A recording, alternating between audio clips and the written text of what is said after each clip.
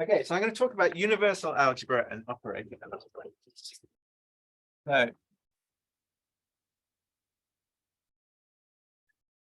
universal algebra and operator algebra. So I'm going to start by drawing a little picture so you can see where I'm going from. So here I've got kind of groupoids. Maybe I'll start from what Aidan was telling us about. So these are, so I'm going to write the word ample. So Aidan was talking about groupoids, and these are Atal Hausdorff groupoids. So actually, I'm going to drop the Hausdorff, but I'm going to add the condition that the base space is zero-dimensional. So this is zero-dimensional.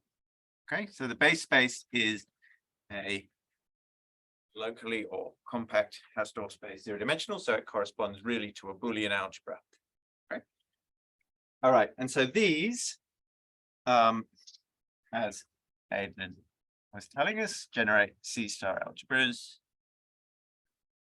And I guess they also generate just algebras. So I'll say K algebras. And so there's a sort of interesting line of work in that direction. But the point is, over on this side, they correspond to certain things. So these generate these. They don't exactly correspond to them, but over here they do correspond to some other things. So they correspond to Boolean inverse semigroups. Okay, so these are inverse semigroups whose lattice of idempotency is a Boolean algebra, and where any two disjoint elements with disjoint domains of definition have a joint. Okay. So if you don't know what that means, then you can ignore it. So anyway, what I want to talk about today is a third thing, which turns out to be kind of related to both of these. Okay. And this is a certain kind of variety. So I'll say what a variety is in a minute, but it's a variety of universal algebra, not in the sense of algebraic geometry, which is Cartesian closed. So again, I'll tell you what this means. Well, the point is, it's a condition on a variety, like you might talk about congruence distributive or things like this. And this is another condition that a variety can possess. And so these turn out to be equivalent to all of these things. So actually, I just lied. They're not equivalent to those things. They're equivalent to a slight generalization of these things. So maybe I can use a exciting colored chalk.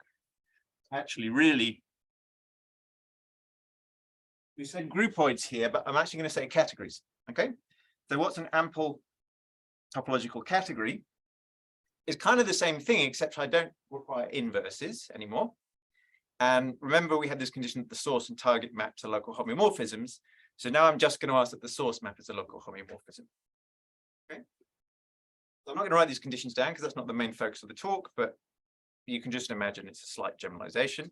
And over here, there's a generalization of an inverse semigroup called a left restriction monoid.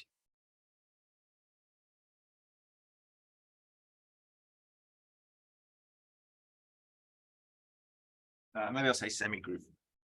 So I'm going to be a bit vague about whether there are units or not. So as a category theorist, everything has units for me, which is kind of probably terribly unfortunate for everyone else, but that's just how I am. Okay, so really I'm thinking about monoid cases. Okay, and so that corresponds to things like kind of over here, whether my base space is compact or just locally compact, like this. All right, okay, so anyway, my goal is to tell you a bit about this, and I'll sort of maybe hint at how these relate to these things here, but I'm not going to say too much about it. Okay, okay, and so why would I want to do this? Why would anyone want to do this? Well, the thing is, there are nice conditions here. So, I mean, Aidan talked about being kind of principled and things like this. So the conditions you can put on a groupoid here, and you can say, what do they translate to over here? And you can similarly say, well, if I take a sort of a known condition from universal algebra down here, what does that translate to up here? And potentially there are interesting things to get out of that. So, I mean, I haven't even started kind of trying to do that in detail, but it seems something that should be quite interesting. And I guess another reason is that these things here are related to stuff in computer science, okay? And so I guess a lot of the examples of groupoids that we have some kind of computer sciencey flavor. So they might come from automatic groups, and they're sort of coming from automata and things like that. And in computer science, you use varieties of certain kind to encode these same kinds of kind of automata. And so we get a nice connection between those two worlds. Okay, all right, so let me stop kind of babbling in a slightly jet-lagged way and let you tell you some mathematics. All right, so Cartesian closed varieties. So first, I'm going to tell you what a variety is, and then I'll tell you what a Cartesian closed variety is.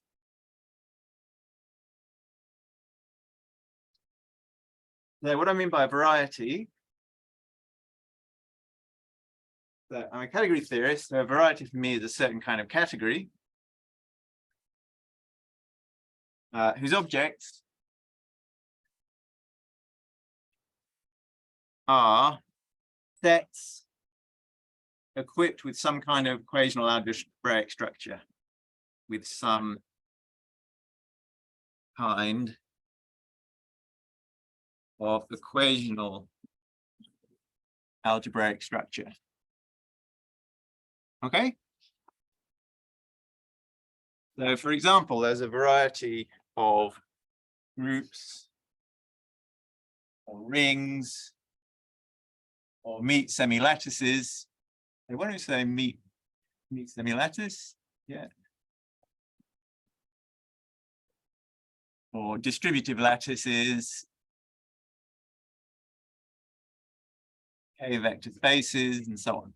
Okay, but not things like torsion-free groups. That's not an equational axiom saying that you're torsion-free, and similarly saying that your field of characteristic, or saying you're a field is not an equational axiom, and saying that you're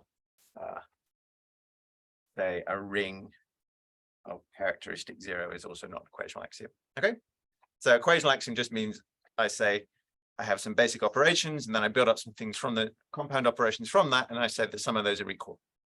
Okay. All right, so is that clear? Okay, so that's what a variety is. So what's a Cartesian closed variety? Well, maybe I'll introduce it via a lemma. So for a variety V, the following are equivalent. So I've got a variety V. Remember, a variety is a category. So that means if I've got a given, so given A in V, that's an element of my variety. Then I can multiply by A, Cartesian product with A, and that gives me a functor from V to itself. And I can ask that that has a right adjoint. Okay, so what does that mean? It means that I've got something which I'll call A comma blank going from V to V, which will take B and it'll send it to A comma B. So what's A comma B? Well, it's like the set of homomorphisms from A to B, but I'm asking that that is again an object of my variety. So if I take two groups and I look at the group homomorphisms between them, that's not another group. But if I look at an abelian group, then the abelian group homomorphisms between them is an abelian group. Having said that, that's a really bad example because in the abelian group case, the thing that these homomorphisms correspond to is the tensor product of abelian groups. Here I'm talking about the Cartesian product. Okay, so abelian groups is actually a non-example of this. I'm asking that this is a kind of internal hom with respect to the Cartesian product. Okay, and so there's another condition that's equivalent to that, which is that for all A, B, and C in my variety, I can do the following things. I can take A, I can multiply it by B plus C, and that should be isomorphic to A times B plus A times C. So this times is just a Cartesian product. This plus is the co-product. So for groups, that's like the free product of groups, and in general, it has the similar kind of property. And so here I'm asking that it has this distributivity condition. Okay, so if we're talking about sets, it's true that we have a distributivity like this. The Cartesian product of A with the disjoint union of B and C is the same as the disjoint union of the Cartesian product AB and the Cartesian product AC. But for example, for groups, that's not true. So if I take two groups, take their free product and multiply it by a third group, then that's not the same as taking these group products and forming their free product. And indeed, if I take sort of your favorite variety and I try and verify if these conditions hold, you'll find out that most of the time it's not true. So all such a V, Cartesian closed. Okay. You assume that your variety has all coproducts just for where the coproduct exists. A variety always has coproducts. Okay. So, I mean, in a variety, every object can be presented by generators and relations, and then I can just take the generators of the one and the generators of the other, stick them together, and take the relations and stick those together, and that gives me a presentation of the coproduct. Okay. Okay. So yeah, so these always exist.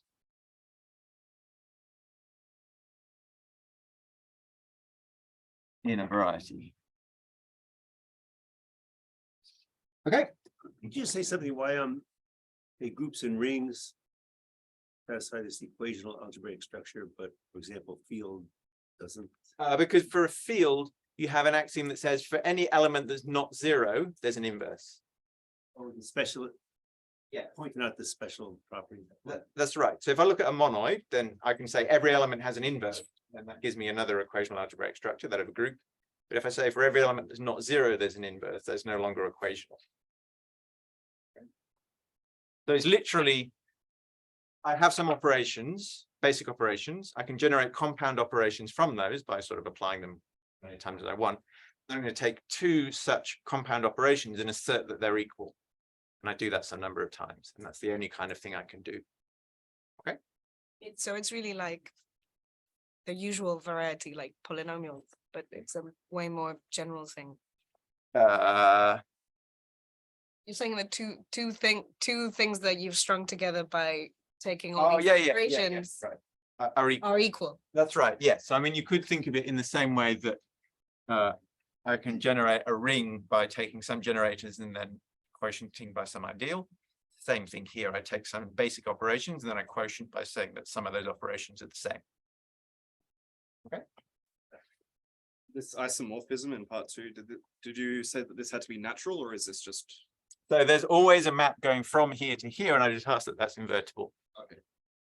Yeah. There's a canonical map. Yeah.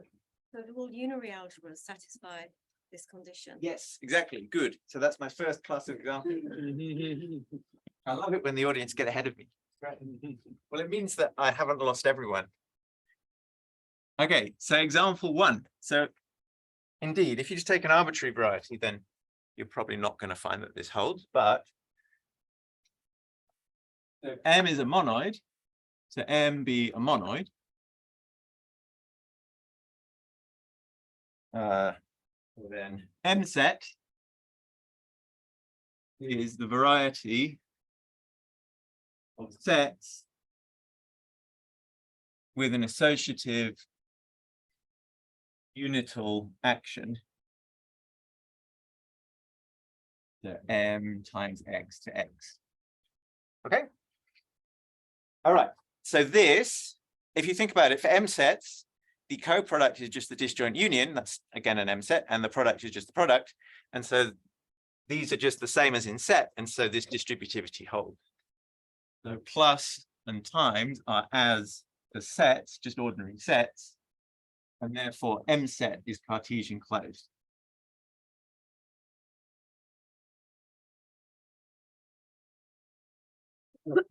Yeah, the morphisms are M equivariant.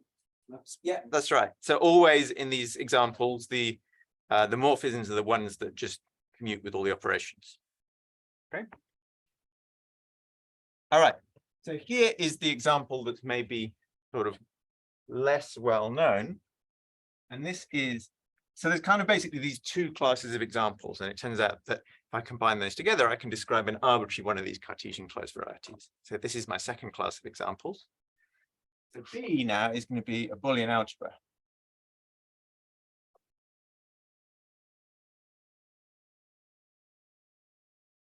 Then there's something called a B set. and this is going to be another variety. So this is the variety of sets X together with an action B times X into X, so B XY, and I'm going to write this as B brackets XY, such that the axioms hold. So let me explain the interpretation here. If B, then X, else Y.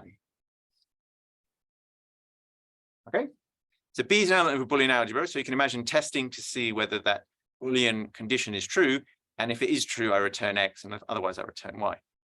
And once you know that, the following axiom should become very obvious. So BXX is equal to X. So that says if B then X else X, that's just going to be X. For example, again, not BXY is the same as BYX, because if not B then X else Y is the same as if B then Y else X. Yeah. All right, so let's continue like this. I won't explain the other ones in the same terms, but so for example, 1XY is equal to X. There's one like this, which is that BCXYY is the same as B intersects B meets CXY. And then there's a final one here, which says that B of B WXBYZ is the same as BWZ. Okay, those are the axioms. Okay, and these axioms are due to George Bergman. This Boolean algebra contains like statements that has like true and false values. In some abstract sense, yes, not really. So I mean, it's like a state space for a probability distribution or something like that, right? I mean, those are kind of abstract things that may happen or not happen, but I mean, they're not actually. I mean, they don't actually have truth values assigned to them. So similarly here, my Boolean algebra is you could think of as a set of tests on some logical state space. Okay.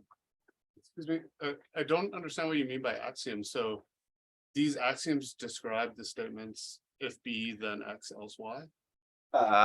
So you can ignore if B then S. Yeah, and these axioms tell you that that's how you should interpret this. Yes, those are consistent with that interpretation. Yeah. Yeah. So I could put quotes around it. Yeah.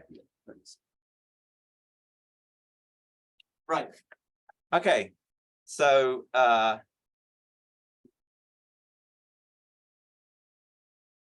the point is, this is a variety, and this is in fact Cartesian closed variety.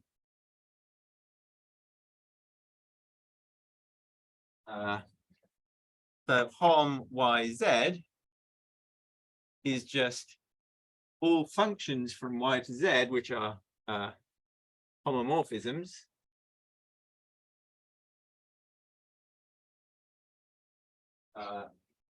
With pointwise operations. Okay, so just in the same way that we talked about the abelian groups example before, and we just look at the abelian group maps from A to B with the pointwise operations, we're doing the same thing here. So in fact, the reason that we can do this is because the theory of B sets is what's known as a commutative theory. Okay, so all its operations actually turn out to commute with each other. It's not obvious from this definition. If you don't know what that means, ignore that. But if you do, then that's why this works. Okay. All right. Okay, good. So here we have another example of a Cartesian closed variety. Okay, and maybe I should just mention that actually really B sets are actually closely related to local homeomorphisms. So that will maybe come back later. Okay, so B is a Boolean algebra, so it corresponds to a stone space. So B sets turn out to be the same as local homeomorphisms over there, which are either empty or have at least one global section. Okay, I won't say too much more about that because otherwise I will run out of time. Okay, so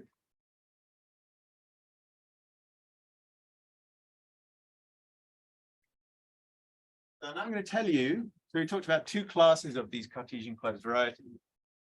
So now I'm going to tell you how you can characterize an arbitrary Cartesian closed variety. And at that point, we'll be able to maybe start drawing this back towards things that are familiar in operator algebra. So we talked about these two things involving a B and an M. So the general example of a Cartesian closed variety is going to involve a B and an M. Okay. I'm going to call this a matched pair.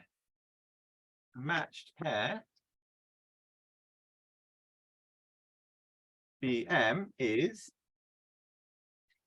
a Boolean algebra B, a monoid M, together with, and they're going to act on each other in some particular way.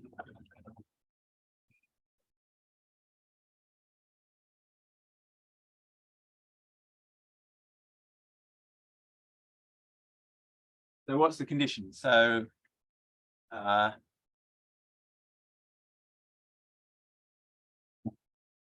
let's say B is an M set.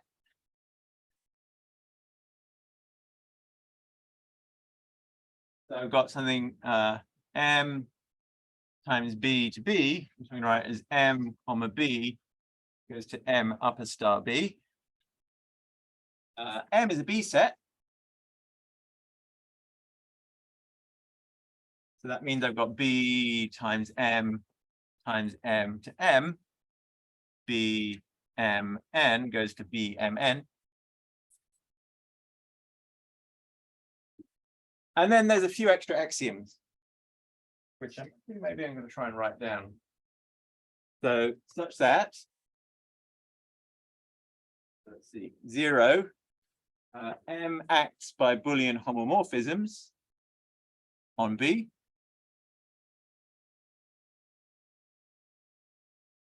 From B to B. And then 3 equational axioms, which I'll just write down here. Sorry, Richard, can you, up at the top where Yep. B is an M set, what's that? Is that M star? So yes, this is M upper star of B. Okay, Is that just notation? that's just notation. So I'm just deciding to write the operation as M upper star of B. Okay. So you can just write as M dot B, but it'll get confusing in a minute because dot is also the multiplication of the monoid M. Okay. All right. So here are the conditions. So BMN, that's a new element of M, and I can multiply that on the right by P, and that should be the same as B MP NP. On the other hand, I can take P and I can multiply it by BMN on the left, and that should be the same as not B PM PN, but P upper star B of PM PN. Okay, so there's a twist. And then the final axiom here, I'll just write out. So B M N, that's a new element of M, and so I can upper star that on another element C of B, and that should be the same as B intersect M upper star C, or not B intersect N upper star C. B missing in the second one? A B. I don't think there's anything missing. So this is P multiplied by this element here, BMN. That's the same as this element P upper star B, which is a new element of B, acting on the product PM and the product PN. So I'm with Alejandra. So what is upper star? It's just notation for this action. Oh, I see. So, yeah, so this is just notation.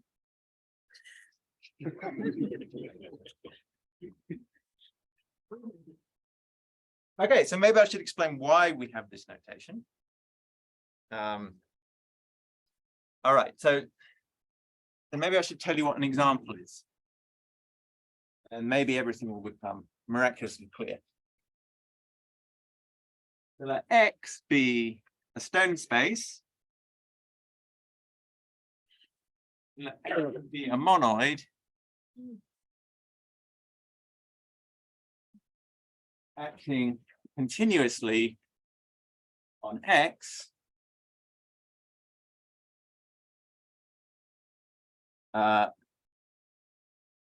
Such that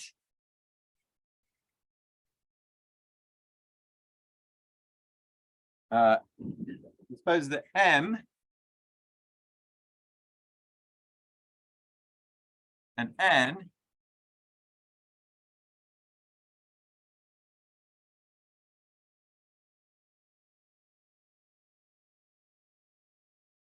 let's say this, sorry. So if M and N are in M, and let's say that U contained in X is a Clopen subset, then there exists an element which I'll call BMN in M, which acts as M restricted to U together with N restricted to not U. Okay, from X to X. Okay, so I've got a stone space. This monoid's acting on it continuously. And if I've got two elements in my monoid, and I've got a partition of my stone space into two bits, U and not U, then there's a new element of my monoid, which acts as M does on U and as N does on not U. Okay, so this is, I guess, familiar if you think about pseudo groups in the sense of Ehresmann kind of thing. So just to, yeah, a stone space is a space with Compact Hausdorff, zero-dimensional. That corresponds to a Boolean algebra. And then what do you mean by acting continuously? By full homeomorphisms or partial homeomorphism? Just so each M acts via a normal no, it's a normal continuous endomap. A normal continuous acting, let's say, by continuous functions on X. Okay. So that's all I'm going to ask. Okay, so in this case, then I can look at the pair of the Clopen subsets of X together with M, and that's a match pair. Okay, so that's a typical example of one of these things. All right, does that make sense? so not used in this context. I guess I could say X minus U. It's just the just the complement, right? Yeah. Okay, yeah, sure. It's just to be sure that. Yeah. I mean, yeah. All right. No, just go back and make it. All right. Any other things I can clarify? So should I be thinking about this as like some sort of Zappos-Shep product or something? Kinda. Mike, it's a simple answer, no, right? Yeah, kinda. I mean, it's yeah, it has that flavor. It's like a bi-cross product in some So sense. I have this internal picture and external picture, and I can, Yeah. That's right. I can flip things around at the expense of the action. Yeah, that's right. Okay. That's right. Thanks. Yeah. It's not sure matched pairs for algebra. Yeah, that's right. So I mean, it's so the name is inspired by that. So the point is that I've got two things which act on each other, and then I can combine them together into one thing. Right, and there's this triangle sometimes. Okay, Yes.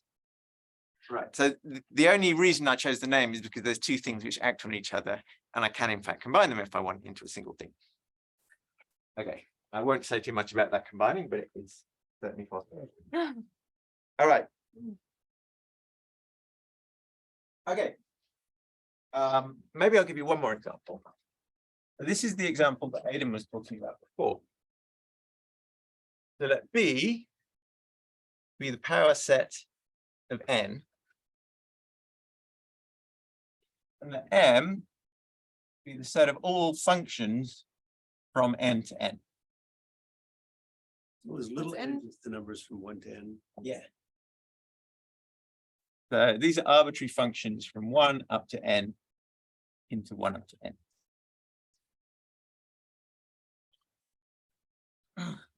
Okay. And so then B is a Boolean algebra. M is a monoid. And so I guess I can take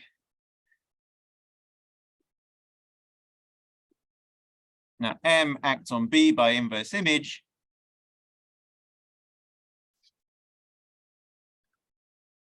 And B acts on M via, okay, so if I take some U that's contained in 1 up to N, and I've got F and G, then I take it to the function H, which takes I here, and it sends it to Fi or Gi,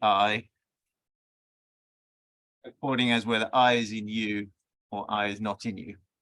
Okay, so really, actually, this is, I suppose, a special case of the previous example, because Pn is a stone space. Sorry, 1 up to N is a stone space whose Boolean algebra of Clopin sets is Pn. And then here I'm just taking all functions. But this actually corresponds in some very precise sense to the kind of example of a matrix C-star algebra. Okay. All right, good. So there we've got a few examples. So what I need to tell you now is why there's a variety associated to this structure, which is not yet apparent.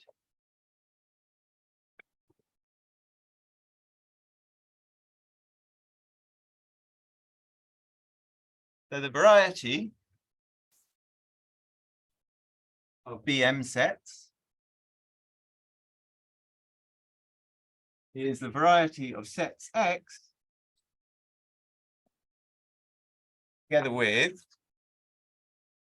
well, M set structure. So I can take an M and an X and produce an M dot X. And it also should have a B set structure. And so I guess I take BXY and I'm going to produce a BXY. Such that, and then there's going to be 2 conditions. The one says that if I take BMN and act that on X, that should be the same as V of M acting on X, N acting on X. And the other one says that if I take M and act it on BXY, that should be the same as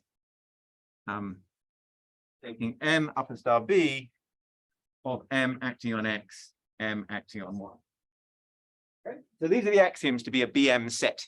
Okay, and this is the variety. This is a variety of sets equipped with this equational structure. So those axioms you'll note are quite similar to the axioms for a BM match pair itself. Okay, so here's the result.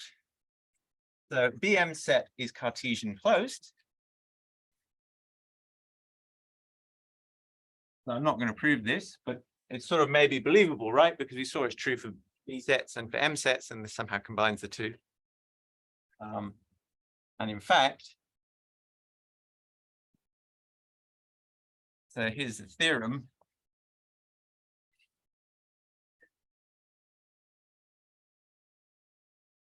The variety V is Cartesian closed if and only if it's BM set for some BM. Okay. All right. So I mean, I should really tell you how to reconstruct the BM if I'm given such a variety. And I won't say very much about this, how to find BM from V.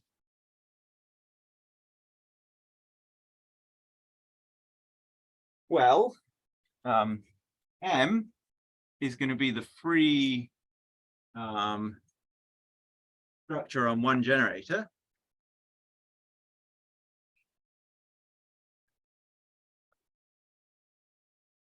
Okay.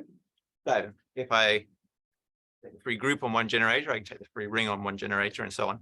So here I'm going to take the free BM set on one generator. And B is 1 plus 1. So what does this mean?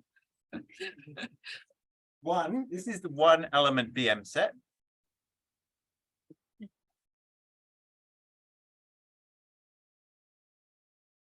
Yep. And then this is the coproduct of BM sets. So remember I said that every variety has coproducts.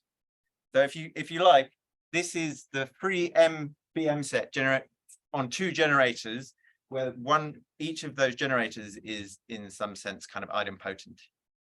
Okay. All right. In other words, it's fixed by the action of B and M. Okay. So I take two completely invariant elements, the thing generated by two completely invariant elements, and that turns out to be 1 + 1. And I guess you could sort of believe that something called 1 + 1 is a Boolean algebra, right? Okay, so what I've said so far appears to have very little to do with many of the concerns of this workshop. So let's try and link it back.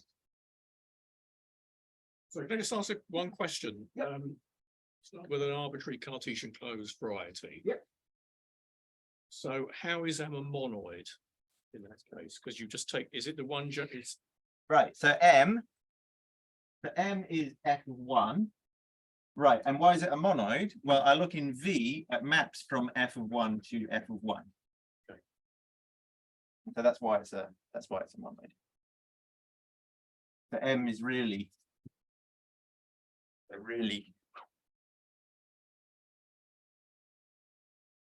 V F1 F1. So does this mean that you have composition as as operation? That's right. So if you like, this is a theory. So I'm just looking at the unary operation of the theory, and that's a monoid. So this, similarly, I can see it's the binary operations of the theory which are hyperaffine. Okay, and hyperaffine just means that they satisfy two axioms, which is this axiom here, this axiom here. Okay, so binary operation satisfying those two axioms is called hyperaffine. So I'm very sorry to be annoying, but can you, because we have a lot of PhD students and people from different fields, can you explain what do you mean by theory? A theory? Yeah, because it's Sure. it's relevant. Yes. Okay. So by a theory, I simply mean okay. So I guess from a universal algebraist perspective, what I mean is an abstract clone.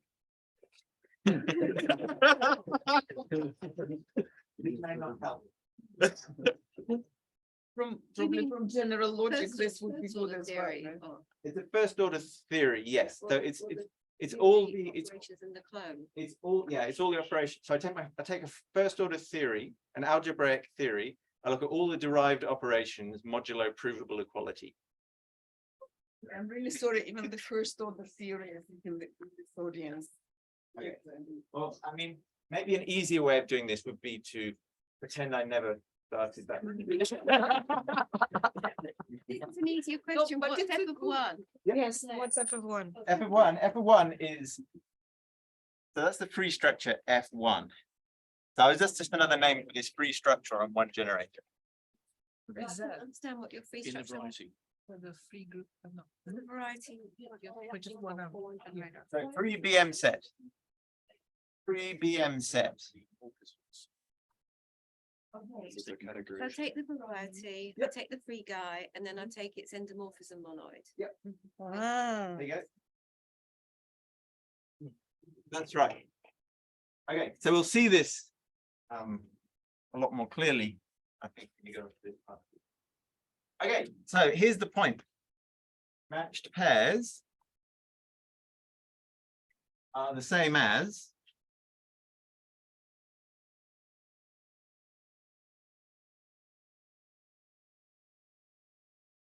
ample topological categories.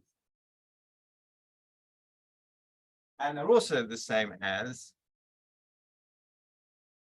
Boolean left restriction monoids. And if you want, you could just think of the special case of groupoids. That sort of includes groupoids. Specifically ample groupoids or any groupoids. Ample, yeah. Ample groupoids. can you recall what ample means? Ample just means that the space of objects, the space of units is zero dimensional. But are you also assuming a tile and Hausdorff? Yeah. A Okay. tile, not Hausdorff. A tile, not Hausdorff, Yeah. 0-dimensional units, okay. Yeah, so this says a tile 0-dimensional units.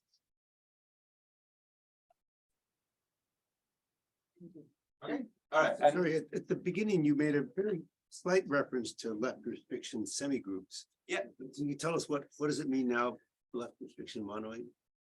So, yeah, okay, so left restriction monoid is a monoid equipped with an operation which you might call kind of domain.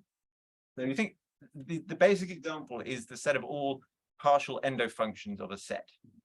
Okay, and so this is not an inverse semigroup because not every element is invertible. It does have certain distinguished idempotents, which are the partial identities. And to every element of the monoid, which is a partial function, I can identify one of these distinguished idempotents, which is its domain of definition. And that's basically, and then there's some axioms that support that definition.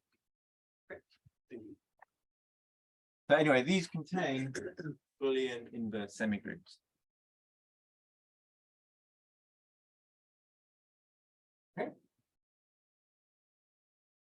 All right. So I'm going to concentrate on A.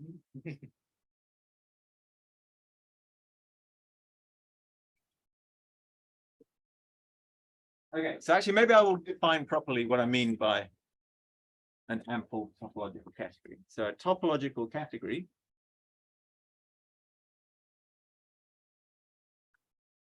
is ample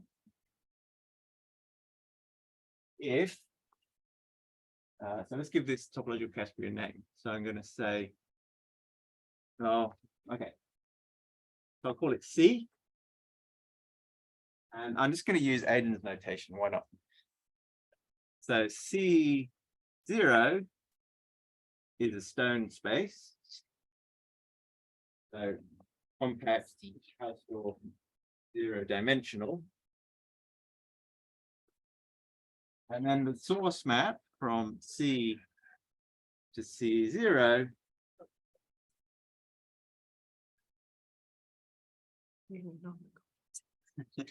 Yeah. oh, I see.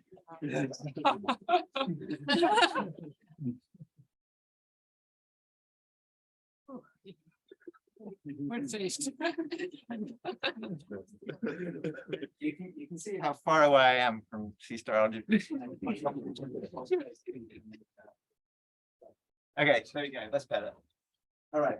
Okay, good. So that's it. That's the conditions. So I guess what I'm going to do now is explain why these things correspond to matched pairs.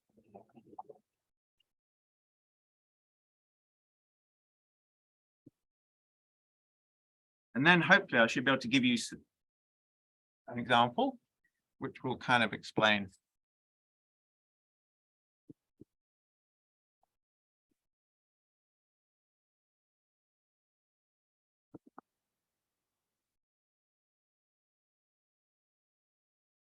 what this has to do with things we're happy with in kind of things like the quint semigroup. Okay, so if C is an ample topological category, you get a matched pair BM where, well, B is simply the cloak and subsets of the space of units. And what's M? It's just going to be the set of all sections of the source map.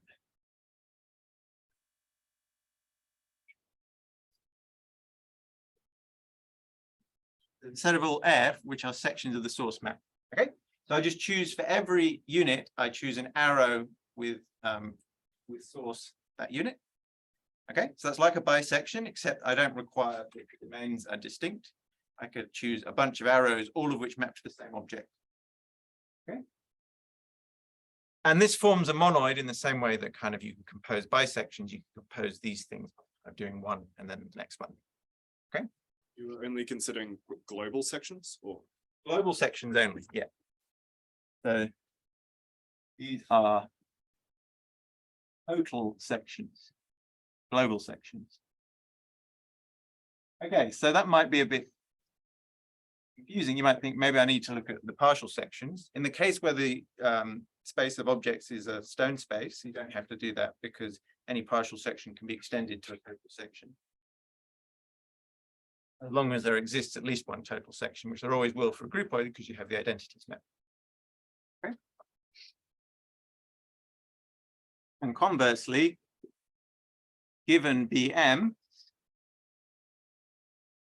we get C where what's C going to be? It's going to be a set of all triples U, M, D, where U is an ultra filter on B, U and V. Ultra filters on B, and then I'm going to say that B is in V if and only if M upper star B is in U. And then I'm going to quotient out by an equivalence relation, which is kind of like taking germs, okay, where U M V twiddles U N V if I guess B M N is equal to N for some B in U. Okay. All right. So I'm not going to go through that, why that's the right construction, but you'll see it's very similar to the kind of germs construction that Aidan had at the end of his talk. And it is the same construction, basically. All right. And so these are mutually inverse. So, I'm having trouble parsing the symbols on your top line. So is the first symbol a capital U? That's right. So sorry, this is a curly U. That's an M and a V. And the next one's a curly U? Yeah. So The U and the V are the same in both of them. yeah. Okay. So I'm only going to identify things that have the same source and target. That's right. Okay. Okay. All right. Okay, so these things do correspond. So I guess what maybe I'll do now, I'll take a couple more minutes and then we can maybe go for questions. Is show you an example where I can start from a Cartesian closed variety and get something that's sort of a well-known groupoid in kind of operator algebra theory. Okay. All right. So and so this is a bijective correspondence.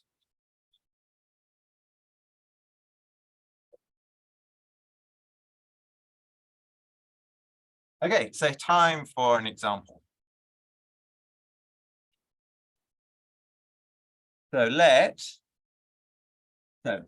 make a definition. So I'm going to say, yeah, let's let A be a finite set. I'm going to say that a Johnson-Tarski algebra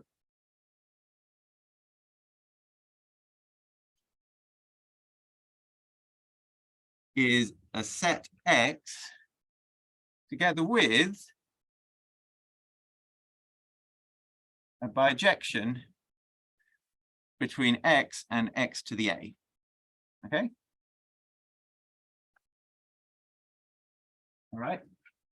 So that's just A copies of X.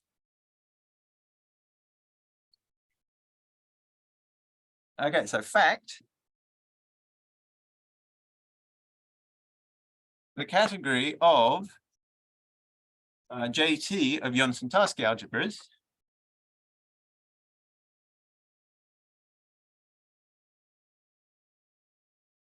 is a Cartesian closed variety.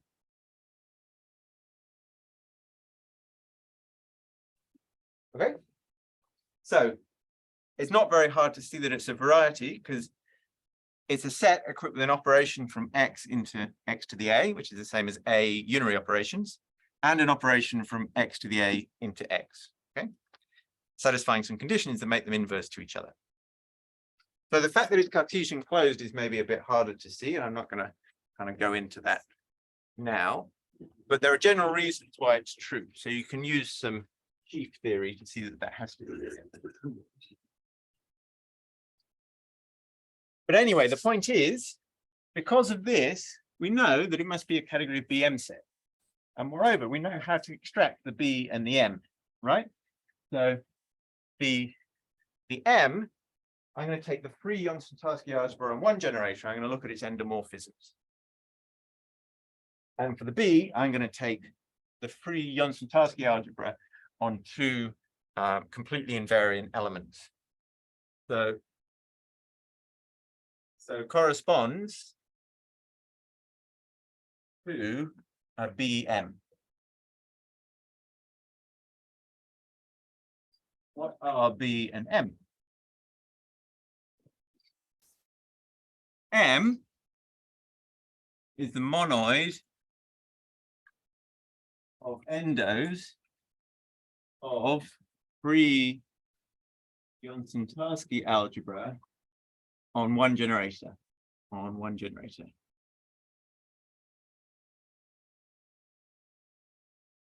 And B is 1 + 1. Okay, so we can now work out what these things are.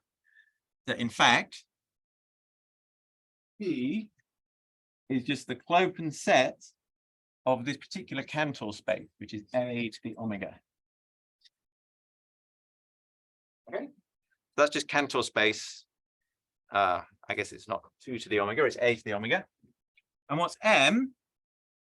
Well, it's the Higman-Thompson total function monoid.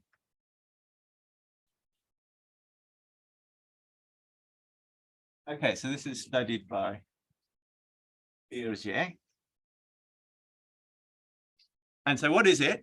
It's actually, you can identify it with all f from A to the omega of the following form.